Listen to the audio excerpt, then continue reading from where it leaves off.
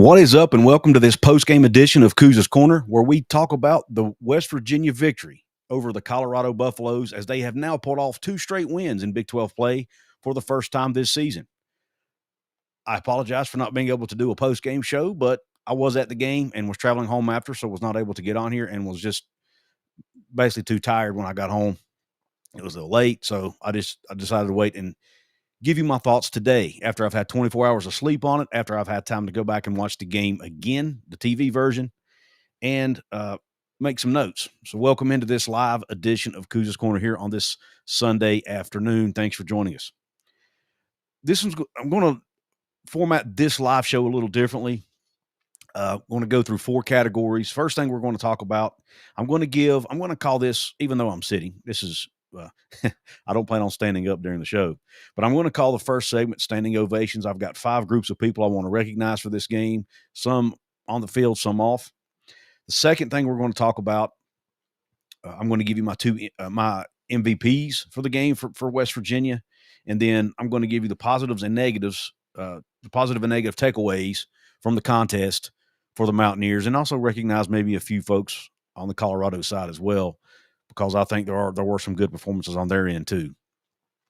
First, let's do the standing ovations portion of the show. By the way, if you're watching this on the replay or live, doesn't matter, you can really help me out by hitting that thumbs up button right below here. It really helps. It's free to do. It only takes a second.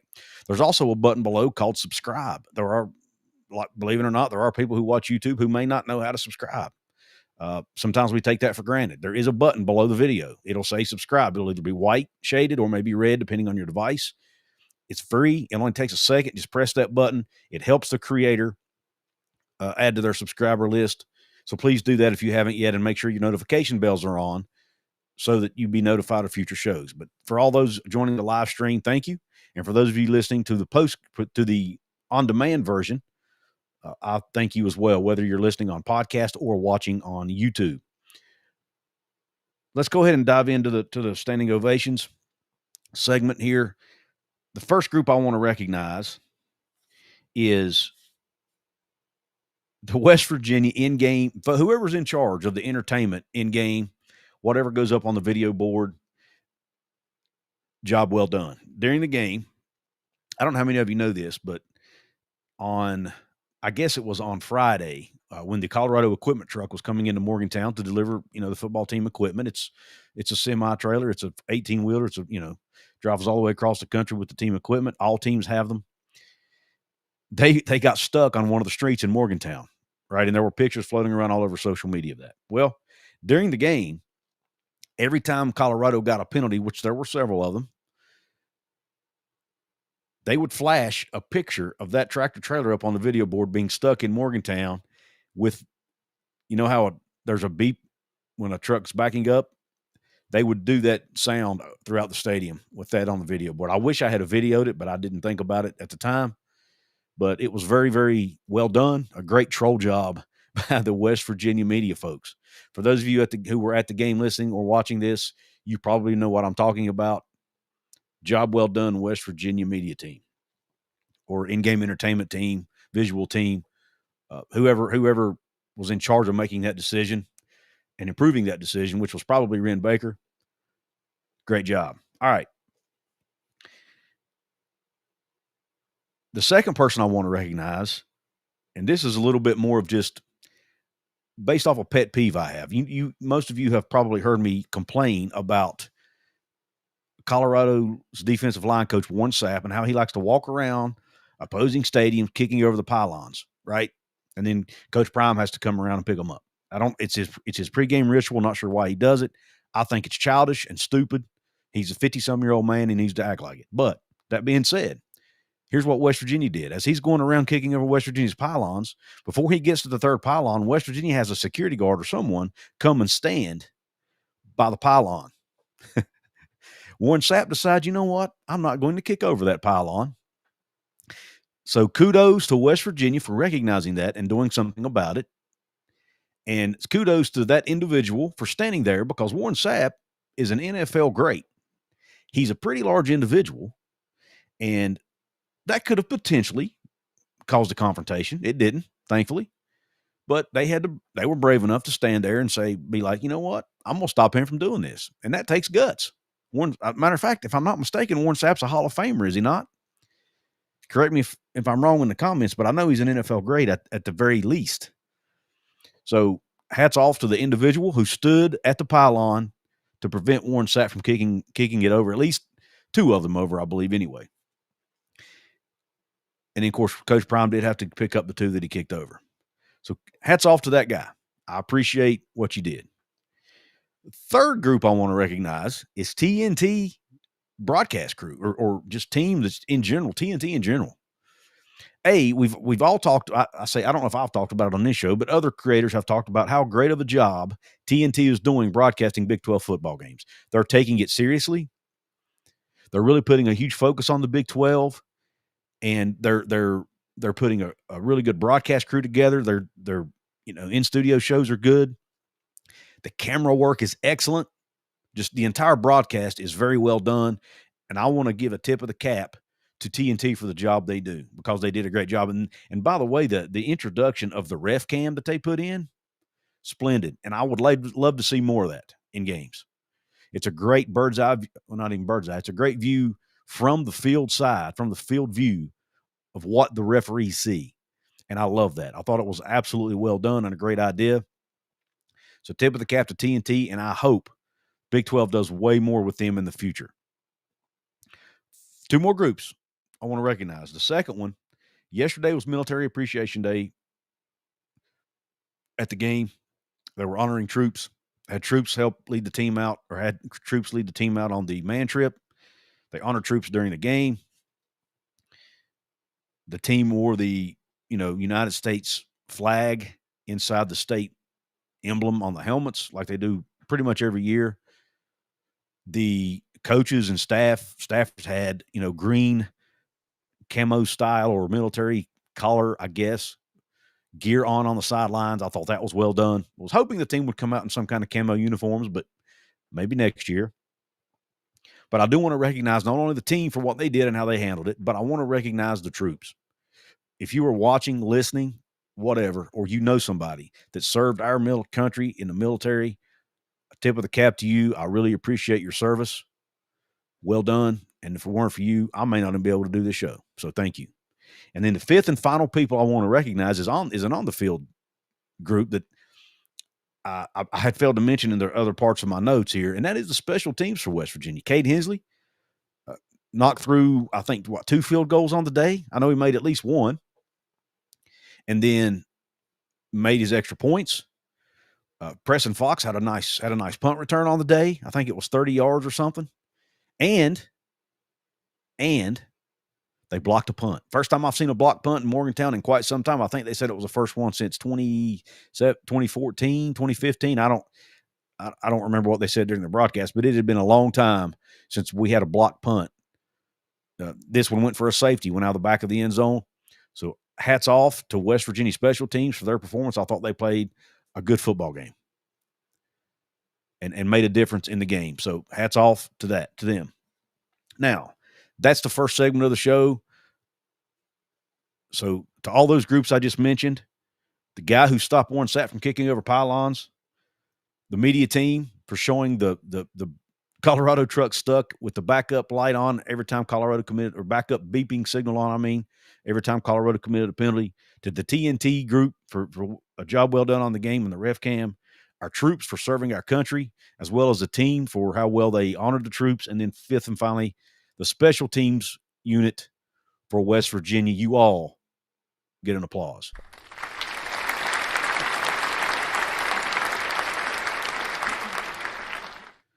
All right, now let's talk about on the field.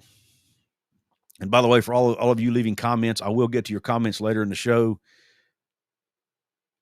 There is a comment there now I want to address real quick. And I'm thanks for bringing it up, Dustin Hubbard. Dion at halftime apparently made a comment that, and I'm paraphrasing this, but collectively, there is no way West Virginia is better than Colorado. Okay. You said that when you were getting beat 19-9. I get it. But your team was losing it.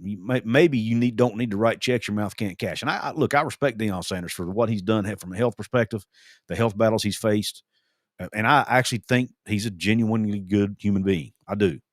A lot of things he says and does I don't agree with, but I think he's a genuinely good human being. But at times, I think he's, likes to open his trap a little much. And this is one of those times. He said they were collectively better. And, when you look on paper at the talent, the 5-star recruits on the roster, all of that, I agree. Colorado's better. But you know what? They did not prove it on the football field. West Virginia goes out there and beats Colorado, a team who on paper should have mopped the floor with them. And I know Colorado had some injuries on the offensive line, but you know what? West Virginia, we don't feel sorry for you. We're down to our third and fourth string running backs. We're down to down one of our top receivers. We're down to what was originally our fourth string quarterback to start the year, probably. At least third string. I don't know where he was on the depth chart, but nonetheless, he's a 4 starting quarterback because of injury. We've had defensive players in and out. We have, one of our top safeties now, Jordan Walker, out for the season. So I don't want to hear about injuries. West Virginia's been as riddled with injuries as anybody in the conference, just about. So no sympathy from me. Both teams had injuries. Both teams had to fight through struggles and adversity. West Virginia came out on top, and I believe primarily was out. I think Dion was outcoached in this game by Rich Rodriguez, and his staff was outcoached by Rodriguez's staff. So kudos to Rich Rod and his staff for outcoaching Dion and the Buff staff, because that's what happened. And the players went out and executed better. So hats off to them. Dion, you ended up eating those words. I understand he had confidence in his team. I get that. And he feels like they shouldn't have lost, but probably shouldn't say that out loud. Anyway, all right. Let's go ahead and look at my MVPs for this game. On the offensive side of the ball, I'm giving it to Dior Hubbard. When you look at his rushing numbers, doesn't wow you necessarily. He carried the ball 16 times for 64 yards, average of 4 yards per carry. No touchdowns. Doesn't wow you, doesn't blow you away, but it was a solid day, a solid performance, right? Just and what made it even better was the fact that he and his teammates, his backfield teammates, were able to run the football at the end of the game when they had to run it, to run clock and to seal the game. They were able to do it. When Colorado knew they were going to run it, when everybody in the stadium knew they were going to run it, they went out and ran it down Colorado's throats. To me, that's the mark of West Virginia being a more physically conditioned football team. They were able to if West Virginia goes into the fourth quarter, late in the fourth quarter with a lead against most teams, they're likely going to hold it, in my opinion, because they're likely going to be in better physical condition than you. They're used to playing up tempo, and they're used to just working their tails off in the offseason and in camp to get in shape so that they can wear you down in the fourth quarter. And I think that's what happened here. So kudos to the conditioning team and to the staff and to Hubbard. And also, but here's the thing, though. Like I said, Hubbard's stats didn't wow you necessarily from a rushing standpoint, but listen to his receiving numbers. He had 6 catches for 94 receiving yards for an average of 15.7 yards per catch. So on the day, he had a total of 158 yards from scrimmage. So a really, really solid day from Dior Hubbard. That really long reception down the sideline in the third quarter was huge in that game.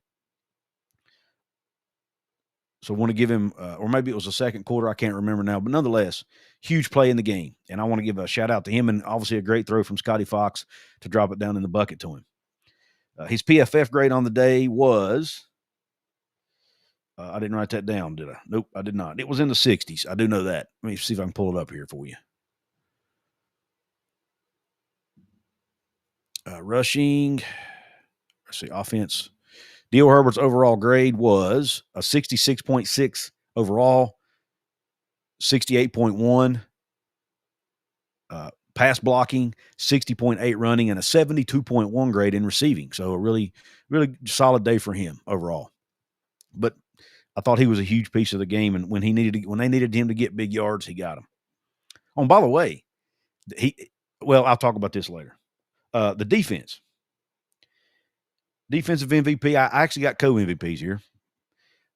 First, I wrote down Ben Bugle's name. Ben Bugle had 7 total tackles, which tied for the team lead. Also, 4 of those were solo. He also had 2 sacks on the day. He did that, though, in 31 snaps. He only played about half the snaps in this football game and still had 7 tackles and 2 sacks. Tied the team lead in sacks, tied the team lead in tackles, and half the snaps. Shout out to Ben Bugle. hats off to you, young man. You played a heck of a football game. You were a difference maker. He had a PFF grade of 70.2 on the day. So great job, Ben Bogle. My co-defensive MVP, though, goes out to Michael Coach Jr. He was all over the field yesterday making plays in the secondary. He had 2 pass breakups. He was targeted 4 times, gave up 2 receptions for a total of 38 yards, but he only gave up 2 yards after the catch. So when his guy caught the ball, he was getting him to the ground.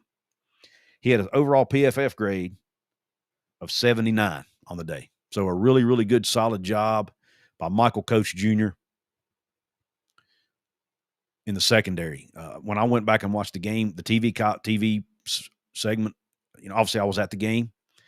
I came home, I wanted to see from the TV point of view where I could actually get a better feel and better see of who was doing what. And he had a really good day.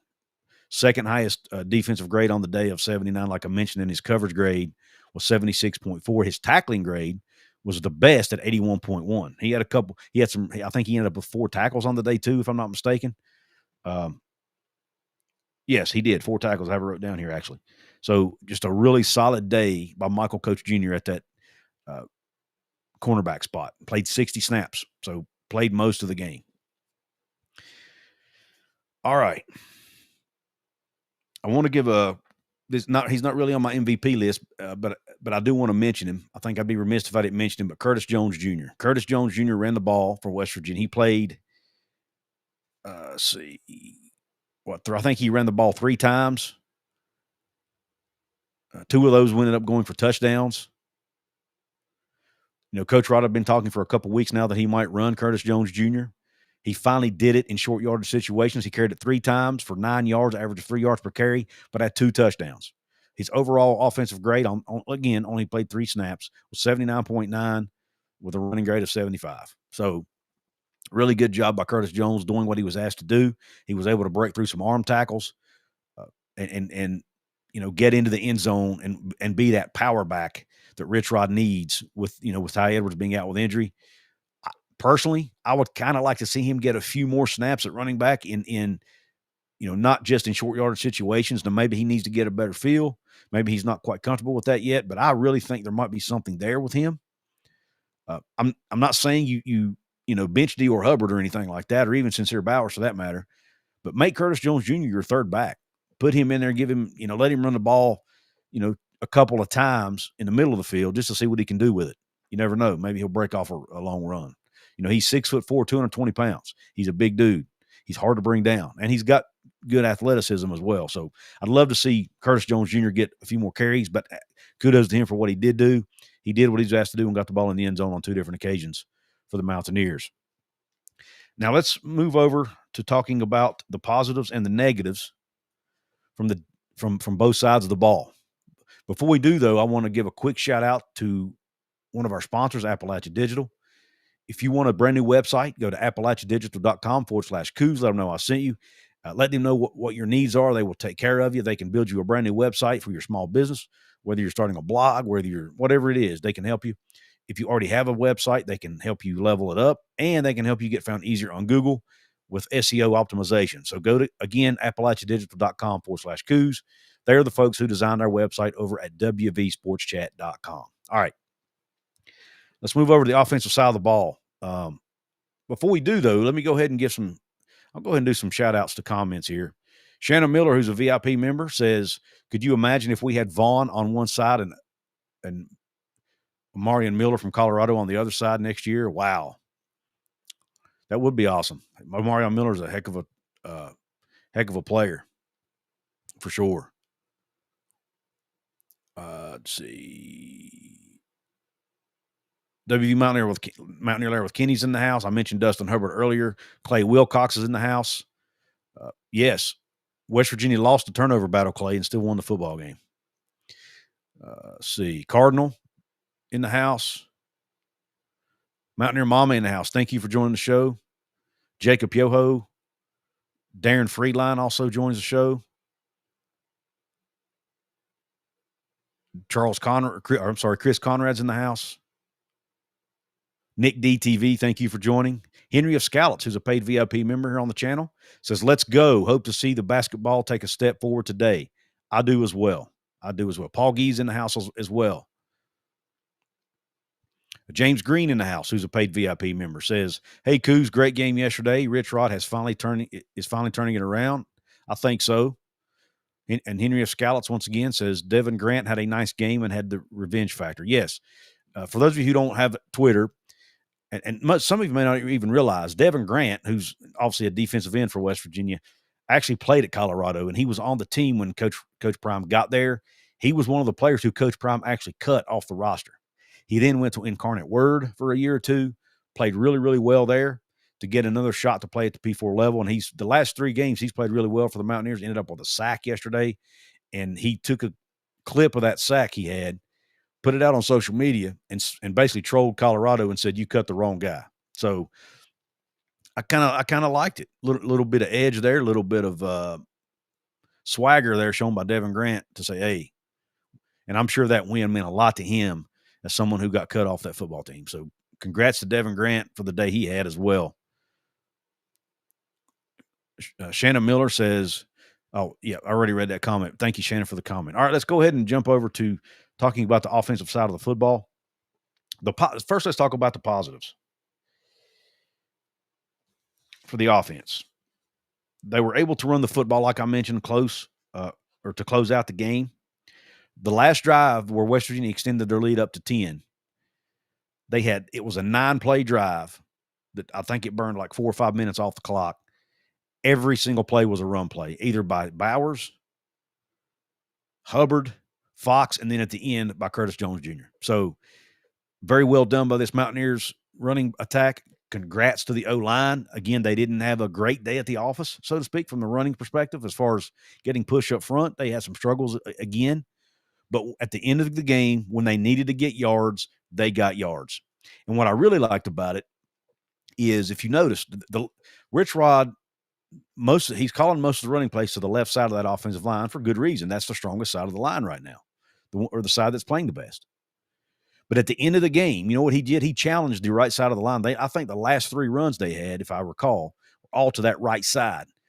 And 2 of those were the 2 that Curtis Jones had, one of which went into the end zone. So he's letting his guys, even though they're struggling at times, he's like, you know what? I trust you to go get these yards, and they went and got them. So I want to give a shout out right now to the O-line who helped do that, even though, you know, they've been much maligned and at times it's been deserved. But they still went out and made plays when they needed to make plays. And when you look at the overall grades for West Virginia, the run block grades in this game, it was 54. So not good. Not a good day at the office. Again, in run blocking, quite a bit of a drop-off from the previous 2 games against Houston and TCU. But again, when they needed to make plays, they got plays. Now, in the pass blocking aspect, they actually had a much better day at 71.8, which was actually a major improvement from the last game. So they did a pretty good job in pass blocking. I think they did give up 2 sacks, but they struggled again in run blocking. But they did they did enough to win the game. That's the main thing. West Virginia was 41% on 3rd down. And even though their yards per rush average was not all that high on the day, they averaged 4.6 yards per play and only 3.2 yards per rush on the day did West Virginia. But on 3rd down conversions, when they ran the ball, they were averaging 7.6 yards per rush. So again, when it counted the most, on 3rd down, they went out and got 7.6 yards per rush. So some of those were, you know, Scotty Fox running with it. Some of those were Hubbard, Bowers, whoever. They went out and got the yards when they needed to get them in crunch time. I think that's the mark of a football team who's figuring things out, who's not giving up, and who's going out and like, okay, we got to have it. Let's dig a little bit deeper. Let's do what we need to do, and that's what they're doing. I thought Scotty Fox, you know, he didn't have his greatest day statistically. He did throw the 2 interceptions. But what I liked about him, even though he's a true freshman, you know, he could have hung his head, got disappointed, got discouraged, lost confidence after he threw those 2 picks. But no, he kept his composure. And end of the day, I think I heard Skylar Callahan mention he was 5 of his last 8 passing the football after the picks. So he still played pretty well after that. On the day, he was 17 of 28 for 202 yards with a touchdown and those 2 interceptions. Completed 61% of his passes. So a solid day for Scotty Fox, and he also had 58 yards rushing, 17 carries for 58 yards. So he had a pretty decent day on the ground as well. So again, Scotty Fox did a great job leading the football team. There were a few times it looked like he and his receivers may have been on different wavelengths, so to speak, from a communication standpoint or from where the route was actually supposed to go versus where he threw it, those types of things.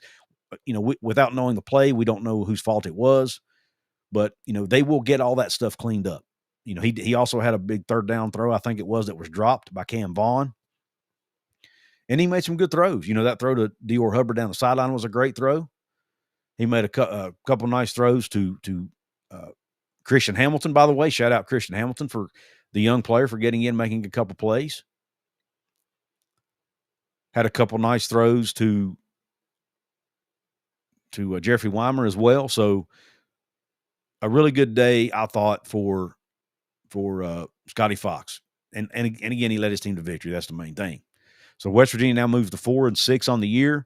2 games to go. 2 very tough games against Arizona State on the road. Then they get a bye week, and then they welcome Texas Tech to Morgantown on the final regular season game of the year. A team who right now is the front runner to win the Big 12 and represent the conference in the college football playoff. West Virginia has a chance to go out and shock the world and play spoiler potentially for Texas Tech. Now, but let's not get too far ahead of ourselves. Let's focus on this win right now. Now let's go ahead and look at some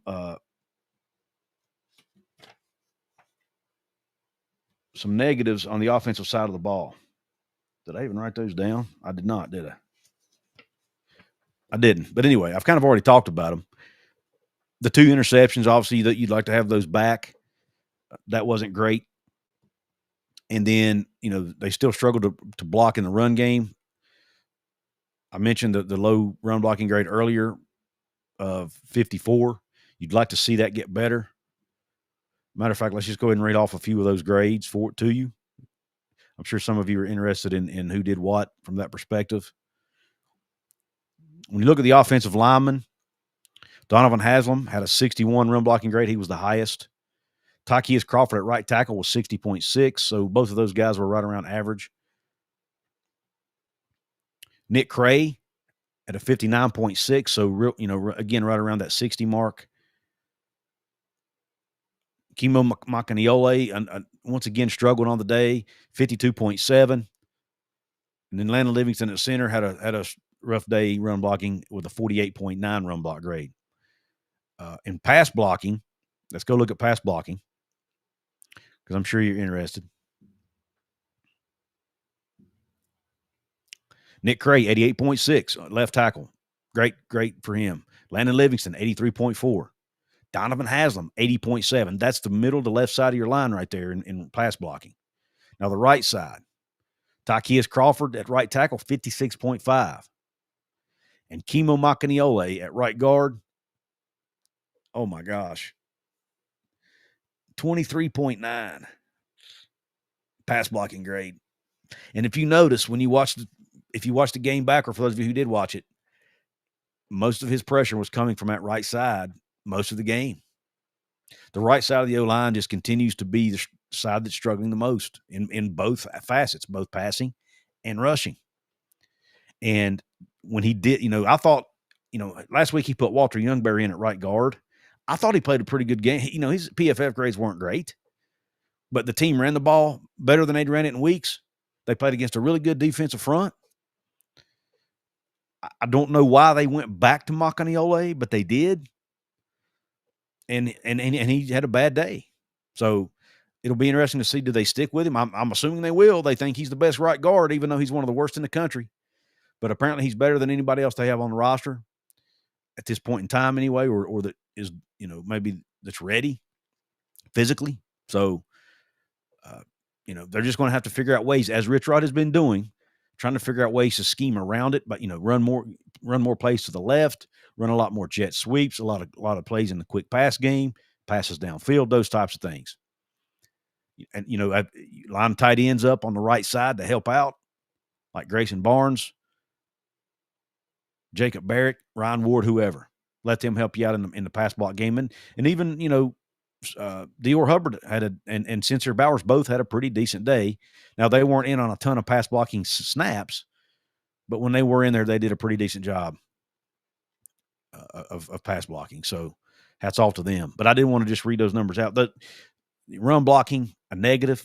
Again, the 2 interceptions were a negative. One of those looked to be Scotty Fox's fault when he tried to throw the ball rolling to his right, throwing back across the field.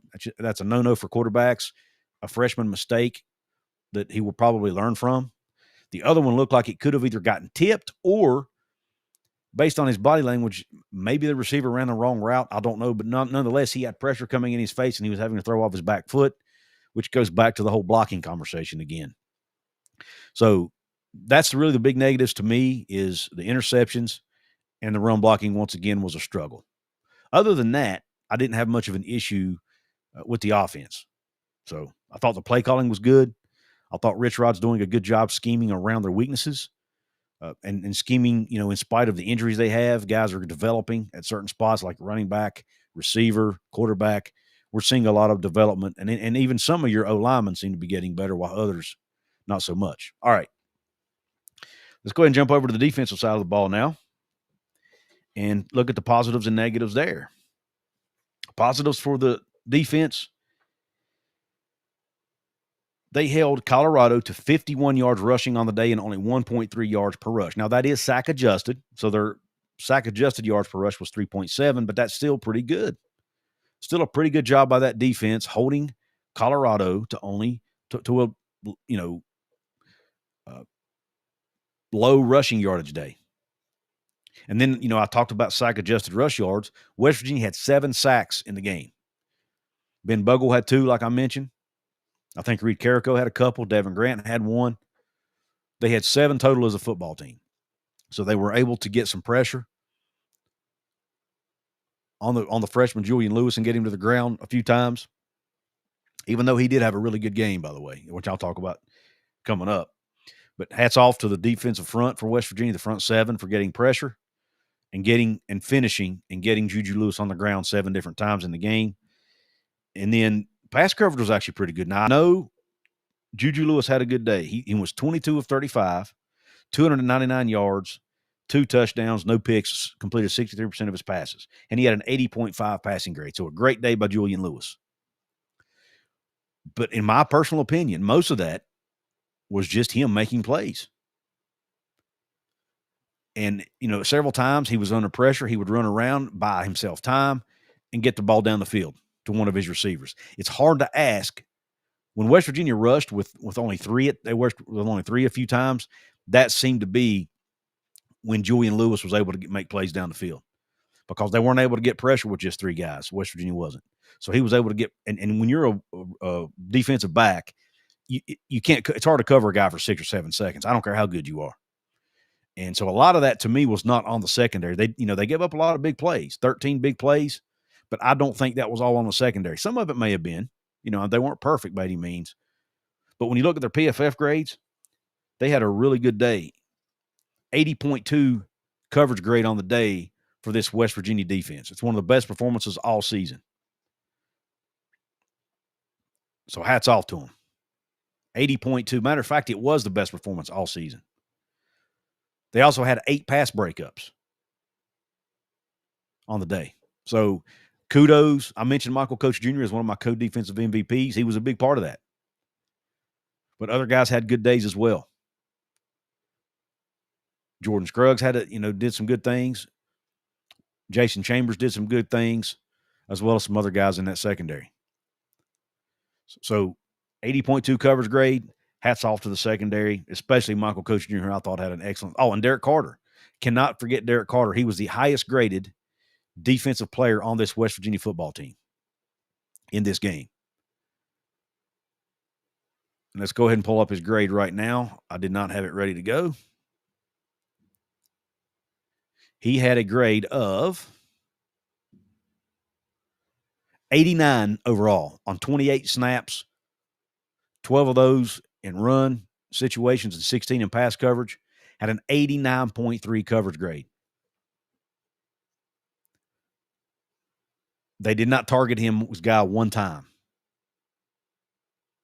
So, Derek Carter, good game for you, young man. I want to give you a shout out. So just a really good day overall in the secondary, but I've got to give a shout out to Julian Lewis. Colorado has found their quarterback of the future. Some of those throws he made were just absolute dimes, and he threw the ball exactly where his guy could get it, and the defense couldn't get it. He's a 5-star recruit for a reason. And I'm telling you, if he stays at Colorado and they can get him a better offensive line, and they did have some injuries on their line as well, as I mentioned earlier. But if they can get him a healthy and a talented offensive line around him, get a decent running game to support him, and some good receivers, which they already have a couple, especially with Omari and Miller. If they can surround him with good people and the right coaches, because I know there's been some shuffling on the staff as well, he could be one of the top quarterbacks in the country next year. I think he's that talented.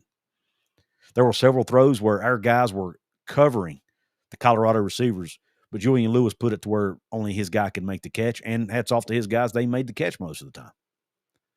But he threw some great footballs, some great passes in that game, so he deserves a shout-out. That young man is very, very good. He was poised. He had composure in the pocket. He was able to get out of the pocket and make plays down the field when he needed to, and even make plays with his legs a couple of times, even though that's not really his strength. He did it when he had to. The negatives on the defensive side of the ball. Too many big plays. I mentioned the 13 big plays. You'd like to get that number reduced down. They went for 290 yards in big plays. Those are plays over 15 yards.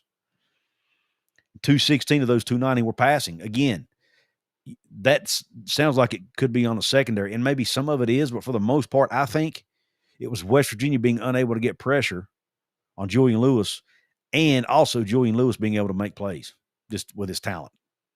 So I think there's some of that little bit of blame to go around, I guess, there, but most of it to me is not on the secondary. I think they actually had a pretty darn good day.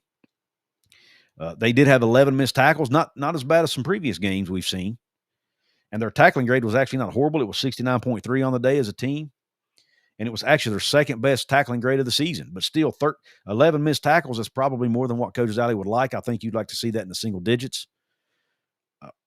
And they did allow, a few 74 yards, I think, in explosive running plays as well.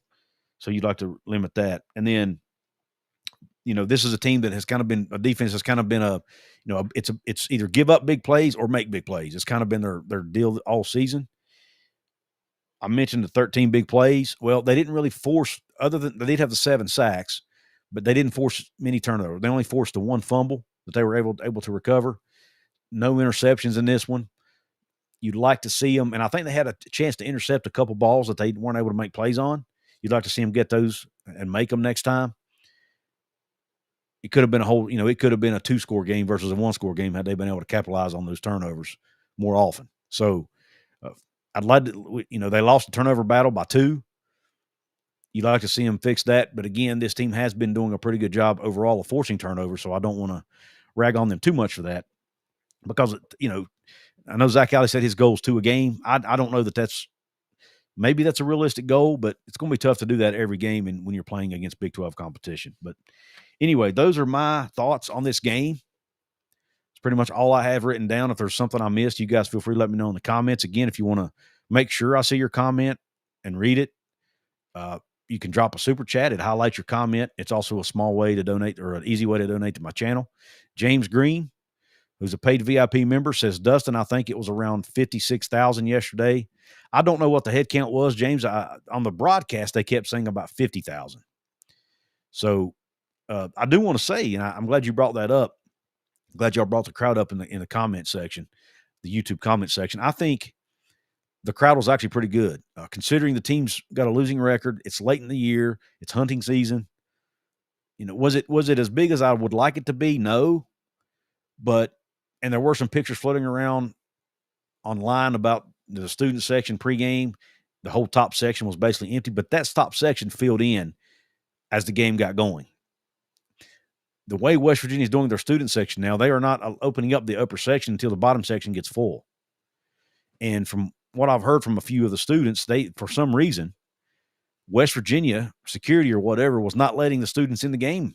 So they didn't get in until later. So some of that may have been on the university. And I do know some people left at the third quarter. I get it. But it's college students. They're going to do what they're going to do. But I thought overall the crowd was pretty decent.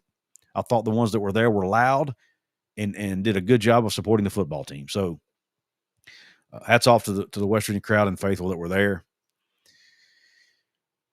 Let me see. Browns and Beers in the house. Thank you, brother, for the comment. He says, great game yesterday. Couz was glad to see Rod stick with Scotty after the 2 interceptions. Me too. I actually turned around to one of the people sitting behind me. I said, man, you think he's going to pull Scotty? He said, I hope he don't. And I said, I do too. I think he needs to stick with him. He did, and I think it paid off. And now Scotty's he'll grow from that. He'll learn from that. He's going to make freshman mistakes. It's going to happen, and it's something most of us fans realize. The first interception really didn't even hurt the team. It was a 4th down call, I believe.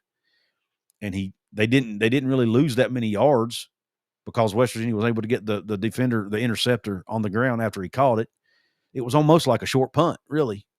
So it didn't really hurt us that much, but it could have, right? In future games, it might. The guy might be able to return it, but so you don't want to see him make that mistake again.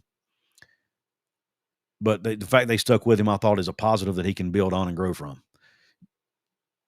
The one interception was a tip ball. It definitely looked like it could have been tipped. The game broadcast, I didn't hear them mention that, but it looked to me like it was tipped, or at least the defender was up in his face, and coming in, jumping at trying to tip it, which would have probably messed up his vision. And he was throwing it off his back foot.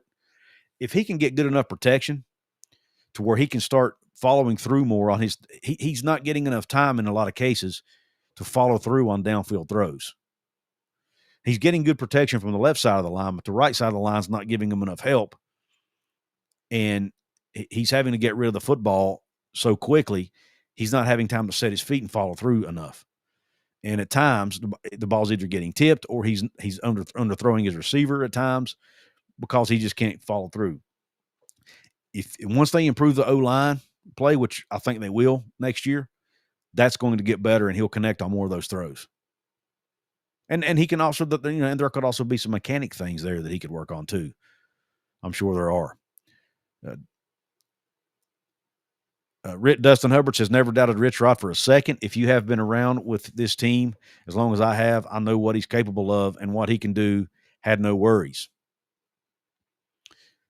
WVU Mountaineer Larry with Kenny says, let me see your original comment there, Kenny, before he says, loved his punch fumble he did, talking about Derek Carter. Absolutely. Great job by him. And Curtis Jones did get 2 touchdowns. Henry of Scallots mentioned Devin Grant earlier.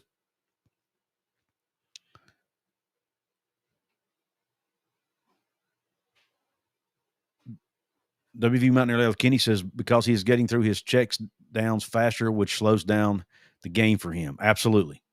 The game is starting to slow down for Scotty. You can still tell that at times they're limiting the playbook for him to make things a little easier because he is still a freshman. But I think for the most part, he's been able to execute everything they've called.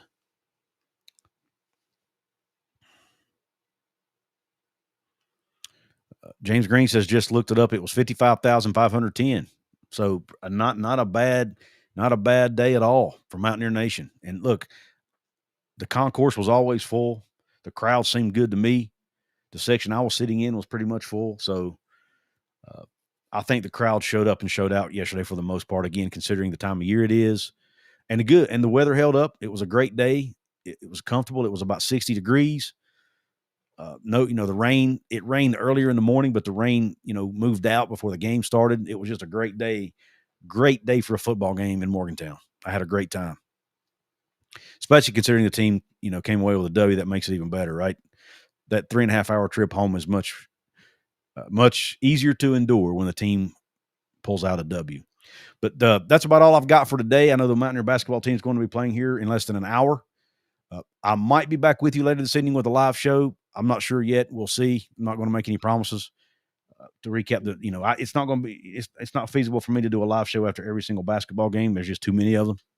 But we'll see how that goes. But I will be discussing it at some point here on the channel, whether today or tomorrow or whenever. But thank you so much for tuning in. I appreciate all of you again, whether you're watching this on live or watching it on the replay. Thank you. If you're watching it on the replay, there may be a button below if you're watching on a mobile device that says hype. It's between the download button and the thanks button. Please hit that for me. I would really appreciate it. I want to give a shout out to DraftKings Sportsbook also for being a sponsor here on the channel. Thank them for supporting me. And thanks again to Appalachia Digital. Thanks to Rogue Sports Network for allowing me to be a part of their family. Thanks so much for tuning in. Hope the rest of your day's top shelf. God bless you, and Q Country Roads.